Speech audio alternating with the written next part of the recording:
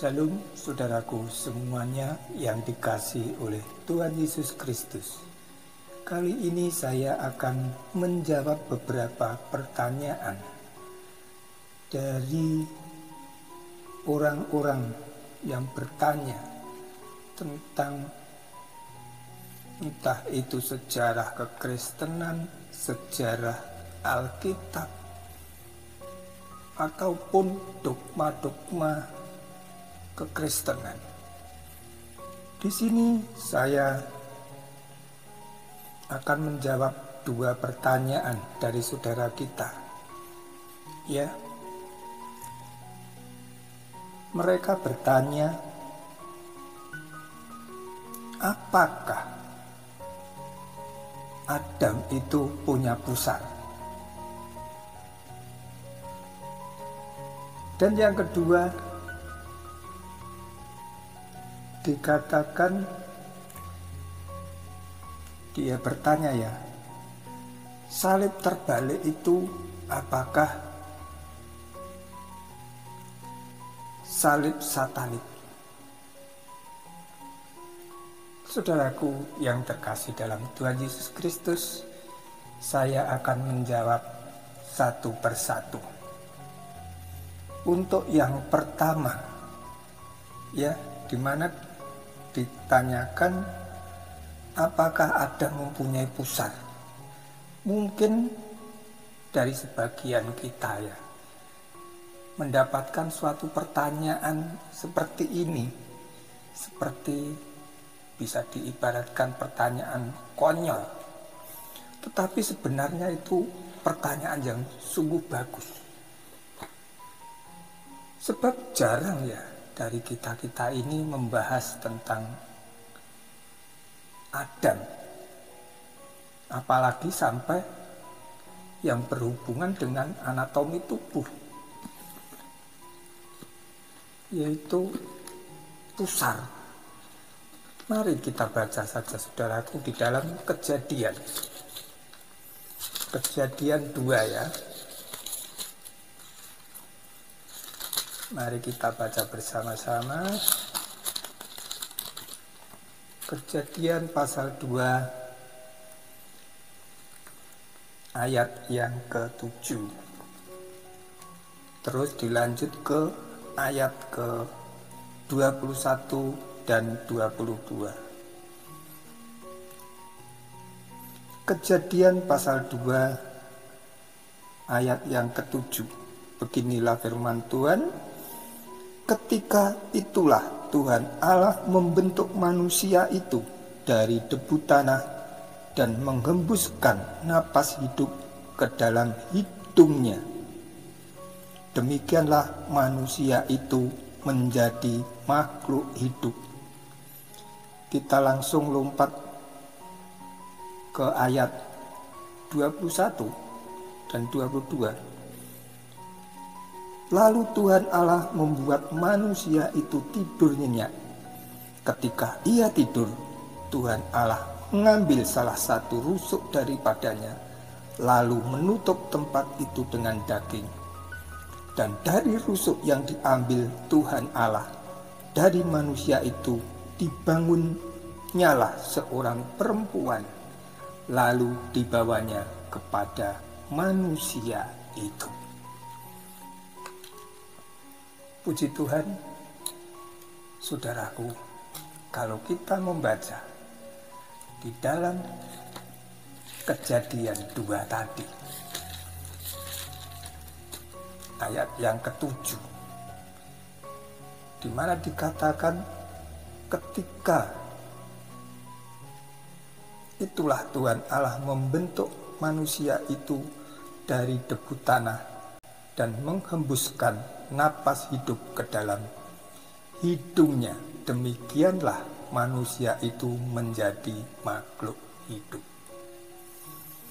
Jadi kalau menurut Alkitab, di dalam perjanjian lama, tepatnya di Kejadian 2, kalau ada suatu pertanyaan apakah Adam mempunyai pusar, jawabnya tidak. Kenapa saya bisa menjawab tidak mempunyai pusar. Mari kita belajar pelan-pelan. Saudaraku, apa fungsi dari pusar? Kita harus tahu dulu fungsi dari pusar. Kita melihat anak kecil, anak baru lahir, ya keluar dari rahim ibu pasti mempunyai pusar. Ya, tetapi di sini di dalam Kejadian 2, manusia pertama itu dibentuk dari tanah liat dan dihembuskan napas Tuhan, makalah jadi makhluk hidup, yaitu Adam. Jadi saudaraku, pusar adalah suatu tanda, menjadi bukti bahwa seseorang itu, bayi itu atau janin itu memerlukan kehidupan. Jadi tidak bisa bayi yang ada di dalam kandungan ibu tidak ada pusarnya. Sebab pusar itu mengalirkan suatu aliran, yaitu salah satunya gizi, asupan. Jadi ada fungsi-fungsinya. Pusar adalah alat salah satunya untuk menyalurkan asupan gizi bagi pertumbuhan janin yang ada di dalam rahim ibu.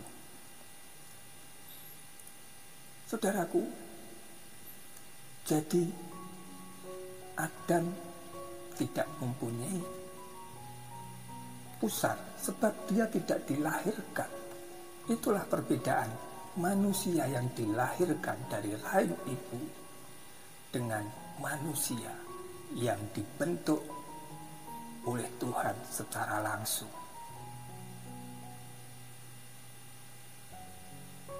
Mungkin ada suatu pertanyaan, kalau begitu kalau tidak mempunyai pusar,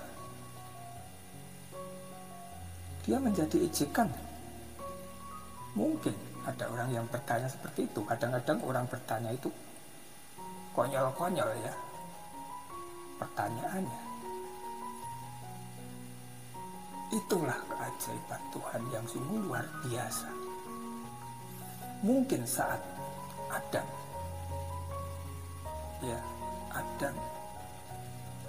dan Hawa beranak cucu, mungkin anak cucunya ini, cicit-cicitnya, ya, Adam hidup sampai sebelum air bah turun. Mungkin sampai Lamek ya, dari bapaknya Nuh.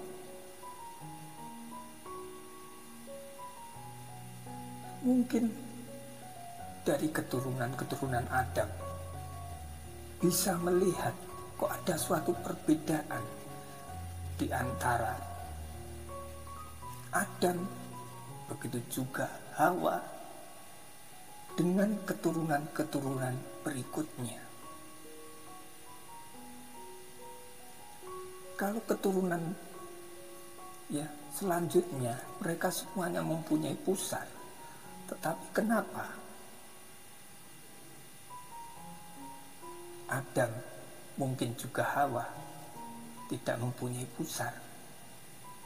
Saudaraku, kita harus ingat, Tuhan tidak mungkin membuat suatu tanda palsu di dalam tubuh Adam, begitu juga Hawa, yaitu pusar. Sebab pusar adalah untuk menerima asupan-asupan. Begitu juga waktu kalau Adam mempunyai pusar, otomatis Adam itu diciptakan lewat hubungan, yaitu antara laki-laki dan perempuan. Itulah jawabannya, saudaraku. Ya, saya tidak menyebutkan namanya, tapi yang jelas Adam tidak mempunyai pusar. Kenapa? Mungkin masih ada yang bertanya, kenapa kok tidak mempunyai pusar? Itulah luar biasanya Allah. Tuhan ingin menunjukkan kuasanya. Mungkin dari anak cucu-cucunya ini, anak cucu Adam ini bertanya, kenapa kok ada perbedaan? Mungkin katakanlah kakek saya atau bawah-bawahnya lagi yang bertanya, kok ada suatu perbedaan? Mungkin, ya, walaupun di dalam Alkitab tidak dituliskan, mungkin Adam bercerita bahwa dia diciptakan langsung oleh tangan yang luar biasa, yaitu Tuhan Allah sendiri. Jadi ada suatu perbedaan antara dibuat oleh Allah, oleh tangan Allah sendiri, dengan yang secara kelahiran berkembang biak, katakanlah itu secara alami. Itulah perbedaannya, saudaraku. Jadi kita harus belajar tahu anatomi. Oh, kalau orang yang mempunyai pusar itu artinya begini. Itulah, saudaraku. Yang pertama, bahwasanya Adam tidak mempunyai pusar. Itulah jawaban saya. Mungkin di luar sana ada yang menyanggah, silakan dengan argumentasi Anda. Dan yang kedua, apakah salib terbalik adalah salib satanik? Kita kembali lagi, saudaraku.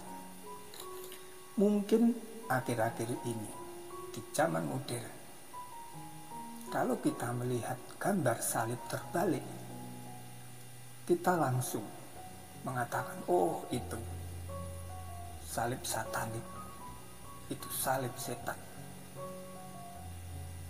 Tetapi kita harus tahu dulu, saudaraku, sejarahnya. Pada awal-awal gereja, ya katakanlah gereja mula-mula, di mana salib terbalik dipakai oleh gereja Katolik. Kenapa gereja Katolik kok pakai salibnya terbalik? Apakah gereja Katolik adalah gereja setan? Sekali lagi kita harus kembali sejarahnya. Dimana kalau kita ingat, ya, Origen dari Alexandria pernah berkata bahwasanya Petrus pernah disalibkan secara terbalik di kota Roma. Makanya orang Katolik, mungkin kita tidak tahu permasalahannya apa kok dipakai seperti itu, tetapi menurut keyakinan orang Katolik, dia mengikuti keteladanan dari Rasul Petrus, bahwa Rasul Petrus disalib secara terbalik. Pada waktu di Roma, Rasul Petrus mau disalib. Dia tidak mau seperti gurunya, seperti panutannya, tetapi dia meminta yaitu disalib terbalik. Sebab Rasul Petrus merasa dia tidak layak seperti gurunya, seperti junjungannya, seperti Tuhannya. Makanya dia minta disalib. terbalik. Itulah asal mulanya. Makanya di dalam gereja Katolik kita melihat ya ada tanda salib terbalik. Kita jangan cepat-cepat mengatakan, oh ternyata Katolikan, kepausan itu adalah setan atau Lucifer. Tidak seperti itu, saudaraku. Begitu juga saya sendiri zaman dulu ya juga saya baca-baca buku ya. Saya tidak akan menyebutkan namanya, nanti menyinggung perasaan aliran ini ya. Mereka mengatakan ini loh, di tempat tahtanya paus itu ada tanda salib terbalik. Kepausan itu adalah salah satu dari setan, dari antikris. Jadi saudaraku, kita jangan gampang mengejas ya. Oh,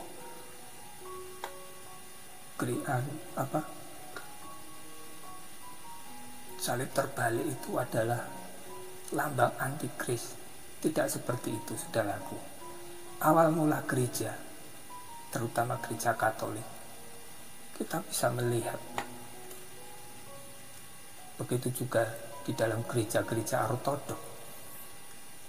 Tidak selamanya sama ya, model salibnya itu seperti kita ini yang aliran Protestan, Pentakosta, ataupun karismatik. Jadi saudaraku, yang namanya salib terbalik itu bukan lambang satanik. Tetapi kita juga harus hati-hati. Di zaman sekarang ini, kalau kita melihat penyimpangan-penyimpangan, mungkin saudara bisa melihat ya, salah satunya di aliran-aliran musik, contohnya heavy metal atau apa. Mereka membuat suatu simbol-simbol ya, gambar-gambar salib terbalik.